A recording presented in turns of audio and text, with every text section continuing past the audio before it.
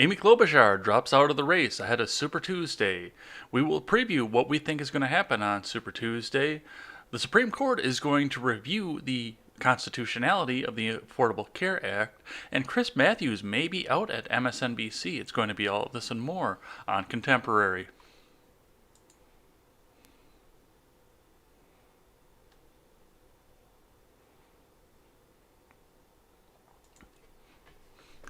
Morning, guys. I hope everybody's having a good day, whether you're watching here on live stream or you're getting ready to go and do your morning commute, whichever way is happening, or maybe if you're doing your on your way home commute, depending on what time of day and what time zone you're in. It may be the other way around. My name is Jay Edgar, and I gotta say that it smells absolutely great in here.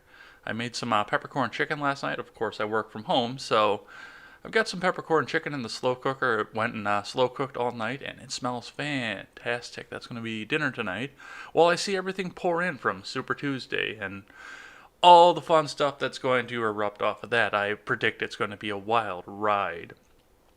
But before we get to that, I do want to talk a bit about something that cropped up just a couple hours before we went live on Ed's World last night, and that is, in addition to Tom Steyer dropping out of the race because nobody cares what Tom Steyer has to say, and Pete Buttigieg dropping out of the race because, actually, I don't know why Pete dropped out of the race, because he was actually doing fairly well, and he stood to do some pretty good things coming up on Super Tuesday. But now Amy Klobuchar has dropped out of the race as well.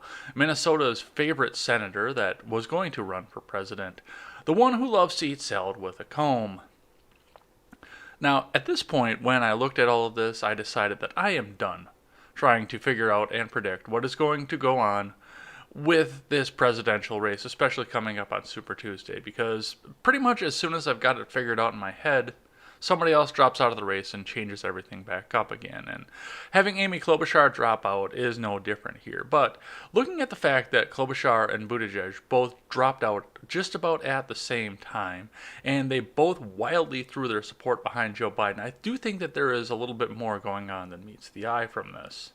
So this is going to be something to watch, and I think a lot of this does come down to the fact that the establishment is scared. The establishment does not want to see Bernard Sanders get up to the top of the ticket. So I don't know if they can trust themselves at a brokered convention either, because they want to make it look, I don't know, like something's actually on par and on the right way, but still screw Bernie Sanders out of the nomination. I know we had a lot of dropouts fairly middle of the road on when we went through 2016, when everybody coalesced behind Hillary Clinton and Bernie Sanders could suddenly no longer gain any sort of traction. We saw a lot of that 4 years ago, and this may be the same thing that we're seeing right now. And I don't know, it's weird to me. I think these people spent all this money to get this far, and like I said, Pete actually was winning.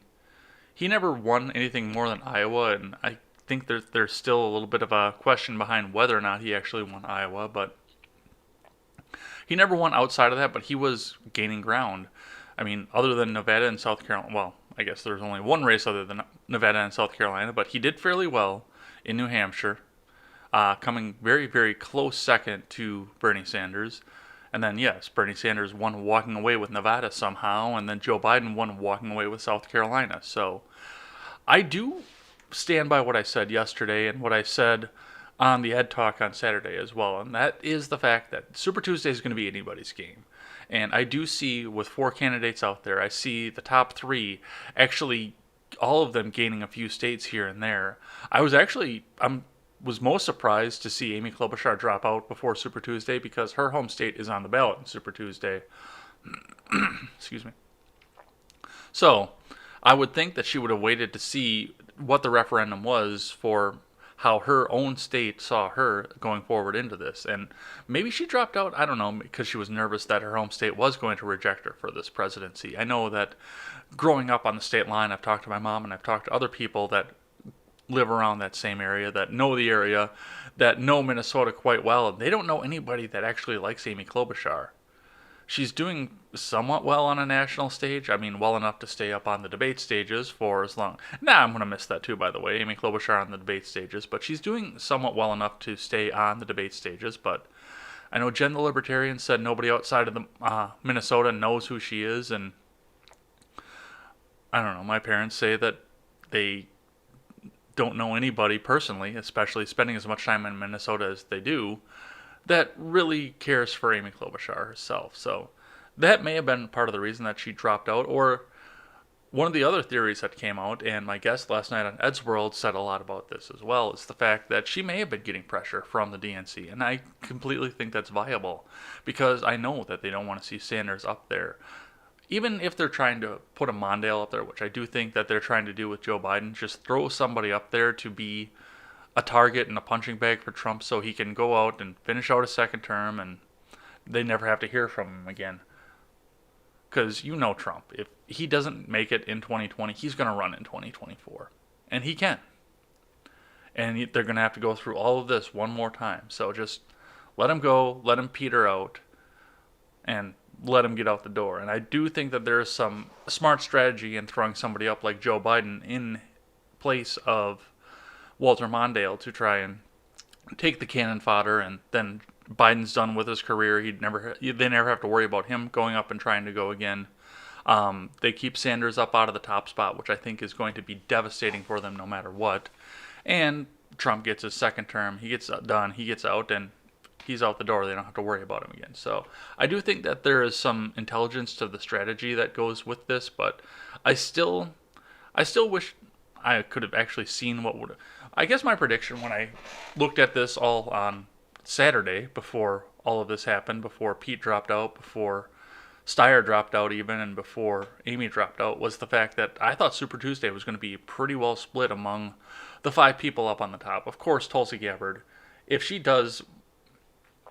Tulsi gets anything at all, she's going to get like one state, and it's going to be her home state. And I think she is actually holding on to either spoil the competition or get her home state. But she's not going anywhere on Super Tuesday. She hasn't been on a debate stage in 2 months.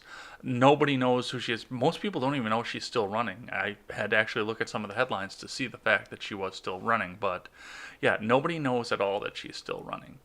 So that's what I have on that. And we talked a bit about Super Tuesday on this. So yeah, there's some other things that go along with that. And once again, I think that there was a lot of big strategy that went along with the idea that, I mean, they're putting all of their support behind Biden. So as far as what I think is going to happen, like I said, I gave up trying to predict what is going to happen off of all of this. I don't necessarily, well, because something's going to change as soon as I make a prediction again. But most of all, I think that this is going to be pretty evenly split. Elizabeth Warren's home state is going to be on there, and for whatever reason, she's popular in Massachusetts. I cannot figure out why. She has no charisma. She lies all the time, and everybody knows that she's lied. Plus, she spent the early part of her adult life and her career life as a Republican. So how she's running as a Democrat in Massachusetts and nobody's found that out, or at least nobody's called it to anybody's attention here, is beyond me. But I think she'll take Massachusetts. I think she'll take a couple of the other states that go along in there.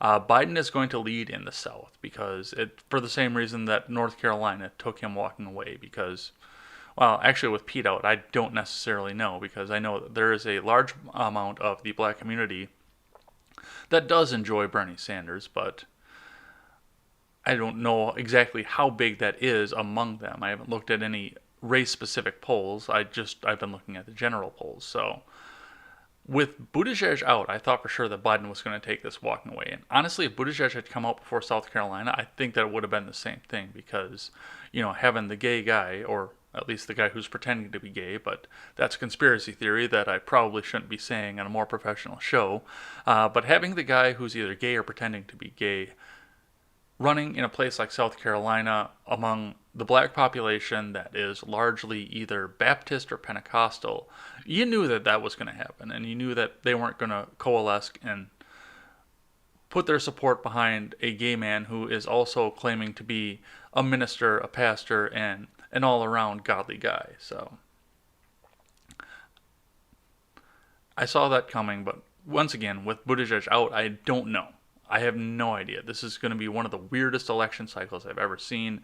And it is going to be a definite referendum on socialism and the way that socialism has been spreading in this country. Make no mistake about that. And That's, I think, what part of the reason the DNC is trying to make this happen the way that they are is because they don't want this election to come down to be a referendum on socialism versus capitalism, because I don't know that they're going to win, especially with large amounts of the baby boomer generation and even some of Generation X still out there. I don't, because these people were around when the Soviet Union was around, and I know some of them have turned their backs on the idea that communism was bad with the Soviet Union falling, and some of them looking at some of the promises that were made to them, but I do think that there's still an air, especially in the generations that are still alive, that are going to reject Bernie Sanders, and he's just going to go up and he's going to get curb stomped to the point that the DNC is going to have to look internally and figure out what's wrong with them. If Biden gets up and he's a regular old guard establishment type, they don't have to look internally to why they failed. They just have to say, oh, well, Donald Trump did the same thing with Hillary Clinton. He got popular with the middle of the country. Ha ha ha ha ha. So that's going to be that. And I do, honestly, I do hope that Bernie Sanders gets up and he gets curb stomped from all of this.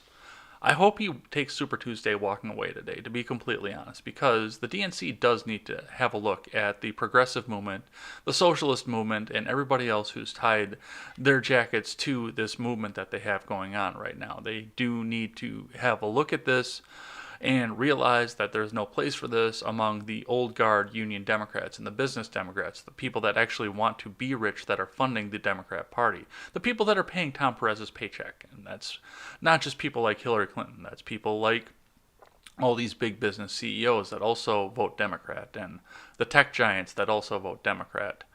These people are all going to get taxed out of existence under a Bernie Sanders plan, and they all know that. So if Bernie Sanders gets up, they can watch him get curb stomped, they can watch him get kicked to the curb, and then they can go out and kick people like Ilhan Omar and Alexandria Ocasio-Cortez and Ayanna Pressley and Rashida Tlaib and people like that. They can kick them all out of their party, especially with the ones that aren't paying their dues and saying that they want to primary all the old guard people because there's no room for them in that party anymore. It was always funny because AOC said, well, I can't believe that Joe Biden and I are in the same party because we're so different. Well, you were the one that joined the party. Joe Biden has been in that party since the beginning of time because he's been alive since 10 minutes before the beginning of time. So that would be a good thing, I think. And I do honestly believe that they need to have that referendum, kick that out, because we saw it. Even with one of the most corrupt, hated people who the election was rigged for being on the top of the Democrat ticket, there were still people that did come out and vote for the woman, and you saw it going across the country. Sanders he wasn't leading in a lot of the states, especially in the middle of the country. He had a lot of the coastals, he had a lot of the people who were in very progressive states like Massachusetts, California, and New York, places like that. But as far as Democrats go, the union types in the middle of the country, like where I live, were definitely going for Hillary, even if it was by narrow margins. So I don't think the country is ready for socialism. I think we have to have another generation pass away, and we may be in such a generation of booming prosperity after Trump. We may have another Reagan boom where we don't have to worry about socialism for a little while at least.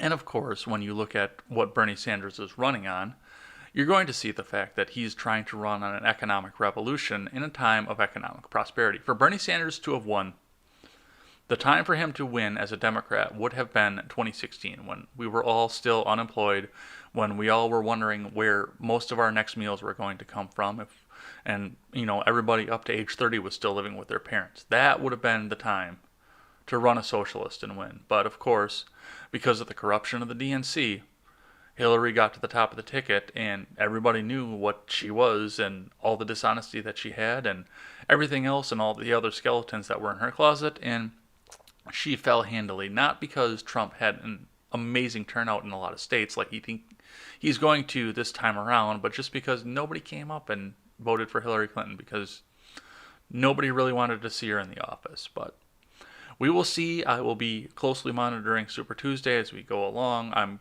definitely interested in what's going to be happening. I know that I'm either going to be on or I'm invited to watch a show that involves Harvey McLeod, so I will definitely be monitoring that and at least be in the live chat, if not on the camera. So we'll see what happens with Super Tuesday. I'm fairly excited because by the end of the day, I think we're going to at least have an idea who the presumptive nominee is going to be, or if we are indeed heading to a brokered convention. Let's look at a couple of the other headlines we have up here. So, the Google machine up here. So, the other thing I wanted to talk about is this. According to Fox News 22 hours ago, the Supreme Court agrees to review Obamacare challenge over funding mechanism. And this has been interesting to me because this has been something that's gone back and forth through the legislation and the courts since the ACA was first incepted and voted on back in 2010. So, according to Fox News, the U.S. Supreme Court announced Monday that it will review a challenge to the Affordable Care Act's constitutionality after a group of states led by Texas claimed that there's no longer a legal justification for it. The fact that there was ever a legal justification for it says more about our society than I think we need to talk about right now. So, the law commonly known as Obamacare was first upheld by the Supreme Court under the justification that by tying the individual mandate the requirement to buy health insurance, which is illegal by the Constitution, but that's another story for another time, and a solo video that I could possibly do, to a financial penalty, it fell under Congress's taxation power. When President Trump eliminated the penalty, Republican-led states claimed there was no longer a legal basis for the mandate. So, the individual mandate was the major funding mechanism for the ACA. It was the only reason that it was able to stay up and be viable was because it was crappy insurance that nobody wanted, but people still had to have it because the law said they did, and if they didn't have it, they were going to get taxed at the end of the year to pay for it anyway. Last year, 2 years ago rather, Trump signed an executive order ending the individual mandate. It's still actually on the books as you are legally required to have insurance, but there's no more financial penalty for it. You can go in, file your taxes, and have never had insurance on there, and you'll have to mark it down on your taxes, but at that point, your fine is zero and nothing happens there. So nothing else is going back into there. And this is important because that was kind of the way that the ACA was supposed to run. They got rid of the high-risk plans, the plans where basically you went in and you were covered if you broke your leg or you had a heart attack at 20 years old. They got rid of that. So everybody was buying full-scale insurance, whether they needed it or not, or whether they were using it or not. And they had massive deductibles out there to keep people my age from using the insurance even though we had it because we had to have it by law. So, yeah, you're paying all this money out every month in case you have a heart attack. So you're still basically having a high-risk insurance plan, but now you're covered for all kinds of other things like preventative care and other things that a 22-year-old person wasn't going to do. On top of that, it also made sure that everybody under 27 was able to stay on their parents' plans, thus keeping more people on insurance than who otherwise would have been on insurance for one reason or another. And once again, filling the cycle, making sure the money is always coming in, especially with people that aren't going to use it, so that they can pay it out to people who are going to use it and the people who are up on the exchanges, and make sure that they can keep the prices down for the people who are on the exchanges. The ACA was designed to take care of very old and sick people and the people that didn't want to go to work, essentially, or the people that just wanted to go out and work at Taco Bell. And of course, on top of that, it was also mandated that employers who keep employees over 32 hours had to offer insurance, which I know a lot of employers at the time were cutting people to 31 hours a week on top of that.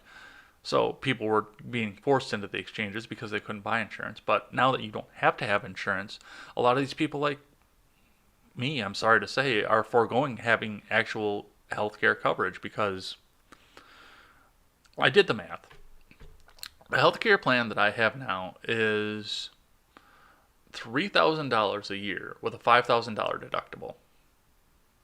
It's $8,000 a year that I could spend on something else.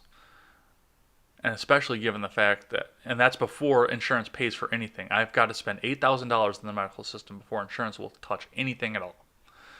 That means no doctor visits, if I get hurt or something, it's got to cost $8,000 before the insurance kicks in. And that is a lot of money in the middle of the country here. And I got to imagine on the coast it's even higher. So I turned around and I told the insurance company to screw themselves. I've obviously been very lucky at this point, and I'm gonna knock on wood and say that nothing's happened to me so far that hasn't been life threatening. But yeah, and I think a lot of people my age are going to look at that and real well, a lot of them have been indoctrinated to believe that you need to have insurance or you're going to die instantly. If your insurance coverage lapses, you're going to die instantly. A lot of people my age have been told that, so they're running out and getting it as well. And of course, they want to have it for their families, and I can understand and respect that because I mean, there's a lot of medical bills to make sure that you've got a healthy kid growing up at this point. I don't have children right now, so I'm not necessarily worried about that, but I am looking towards that in the future. But without the individual mandate out here, you're going to lose a lot of the paying people before everything gets said and done, and you're going to put a lot of the insurance companies under, especially a lot of the ones that cropped up just based on the fact that the ACA required everybody to have health care. So they were running at a risk knowing that the money was going to come in. You're going to see a lot of them start to collapse, and you'll see, I think, the ACA end and a free market solution come back up. It's going to be really hairy for about 6 months if that happens too, because if the ACA goes down and this goes strictly to a free market system, the insurance companies are going to try and keep the prices that they had while the ACA was going. Once they realize that they can't sell insurance at those prices, they're going to sit and adjust it. But there's going to be probably a good 6-month period in the adjustment there where they're going to try and stay greedy, and then they're going to sit back and realize that they can't function in the greed that they had anymore. And a few of them are going to go under. But once they realize that, they're going to start selling that insurance for rates lower than you've ever seen before. Adjusted for inflation, of course, because they would rather sell it for less money than sell it for no money at all. So we'll see what happens with there. I'm very interested to see what the Supreme Court says about this. This is one that I'm actually going to be watching closely, and we'll probably have an update once I have an update for this. So we'll check that out and see what's there. Chris Matthews over on MSNBC gave an announcement Monday night that Monday is going to be his last show. His famous hardball show on MSNBC has been going for quite a while, but in weeks recent, he's been having some trouble with the progressive candidates up on the stage. So, by CNN Business, Chris Matthews retires from MSNBC after a string of recent controversies. Now, of course, the controversies that he's retiring over is the fact that he's been Me Too'd more times than Michael Bloomberg has, apparently. After going head-to-head with Elizabeth Warren and saying that the Bernie Sanders win over in Nevada, I'm sorry, I can't talk right now, the Bernie Sanders win over in Nevada being compared to the French Revolution, suddenly he is sitting here and having all of these Me Too allegations come back from him, some of them from years ago. So amid the controversy, according to CNN and MSNBC, everything was mutual on this, but of course I think that there was more to this, and I think this was kind of engineered because you can't go back after the establishment's second favorite pick and then the guy that's on top of the progressive movement, especially if you're on MSNBC, without expecting a little bit of repercussion and backlash. So this may have been engineered, and I would not put this past MSNBC. I think that they have definitely had a hand in this, and they had a lot of these allegations covered up and paid off, and whoops, the non-disclosure agreement suddenly went away because now Chris Matthews is dangerous to the message and the narrative and the cause. So I think it's kind of funny. I do think, well, at Chris Matthews' age, I think he would just be better off to retire. Maybe run for an office somewhere because that appears to be, for whatever reason, the age that people run for office now. But maybe run for office or something. Or I don't think he should go back to the workforce. I think he should retire, spend some time with the grandkids, and, just live out the rest of his life. He's done a lot of news. I don't necessarily agree with anything that he's done, but I also don't agree with everything that's happened to him. And he is still human. As nasty and repulsive as he's been on Hardball, he's still human. He's still has a chance to repent for the nasty things that he's done, and he can still go on and spend some time with a family. I think that would be absolutely wonderful for him. All right, it is Tuesday, and I think on Tuesdays, because I'm not going to say it's a regular thing yet, because it's not regular yet. This is only the first week here, but I think on Tuesdays we're going to read top trending hashtags and see what I think about them. So let's look at what's going on over on the stupid Twitter. Nashville is trending. Apparently there was a tornado in there, which means that I actually need to go and make some phone calls as soon as we're done with this, make sure everybody's okay, because I have family that lives in Nashville and just outside of Nashville proper here. So as soon as the microphone is off, I'm going to be making a couple phone calls here. So big tornado on there. We have multiple fatalities with that, so we'll go and check on that. Of course, the Washington Post, of all people, is promoting Super Tuesday because they're trying to sell commercials because they want you to be glued to your television and waiting for these results to jump in, and everybody biting their nails because their favorite candidate might not win, or the evil socialist or the evil capitalist is going to win. So, yes, that's promoted on top of that, which is... fuck you, Washington Post. That's what I have to say to that. Politics trending. Vote Warren. 2534 tweets. On Super Tuesday, of course, I think Warren, like I said, is possibly going to take her home state and a couple others, but the Warrenites are going to be making their last big push to get Warren in, and I don't think that she's going to do it. I think that with everything that's going behind Biden right now and everybody dropping out, endorsing him, and Pete Buttigieg giving up his delegates to him, I think that it's going to be Biden at this point, or a brokered convention, which I can't wait to see. Chalker is tweeting, trending. I didn't see this one before we went, so we'll check on that in just a second here. But Whataburger is also tweeting, because Reuters put out an article showing former rivals, Joe Biden and Beto O'Rourke, sitting at a chicken joint called Whataburger. And, of course, everybody had to call out Reuters for doing this, which I'm pretty sure Reuters just did to get recognition for the article and sell ad revenue. Because the mainstreams are jackasses. Let's see what this Chalker thing is. The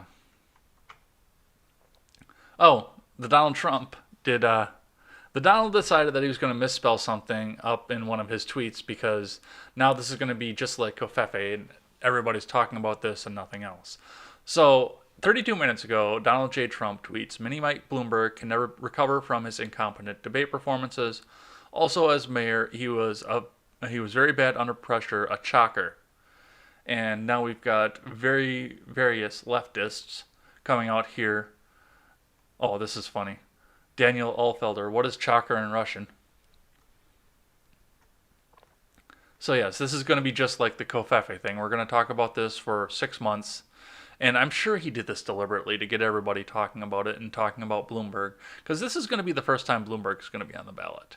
Absolutely is. And, I mean, nobody's talked about Bloomberg. I'm guilty of that. I didn't talk about him when I was talking about Super Tuesday. But this is going to be what decides whether Bloomberg is going to go forward or not, and whether or not his $17 trillion in YouTube ads, were going to pay off. So, yeah, this is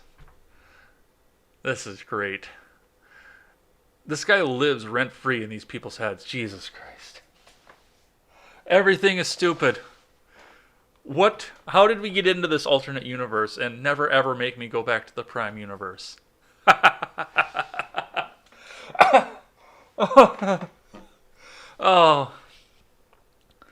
Oh. This just gets funnier as I look further onto it. This just gets dumber and dumber. As if you're not on Twitter, sign in on somebody else's account and go in and look at this. This just gets dumber as we go down further and further.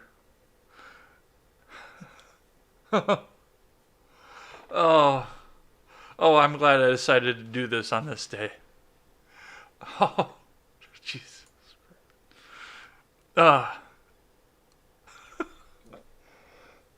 It's stupid mainstream media. Fall for it again, too. Alright, well, we will be back here tomorrow to review what we saw on Super Tuesday and look at the other headlines that we see coming up throughout the day as well. I'm sure there aren't going to be many because Super Tuesday is going to dominate the news cycle, but we'll see what happens. I mean, for God's sake, a plane could crash into something, or a tornado could touch down, as we saw with Nashville here, which I didn't even know about until this morning. But we'll be back here tomorrow morning, or we'll be on the audio platforms later today. And until then, I am Jay Edgar, and this is Contemporary.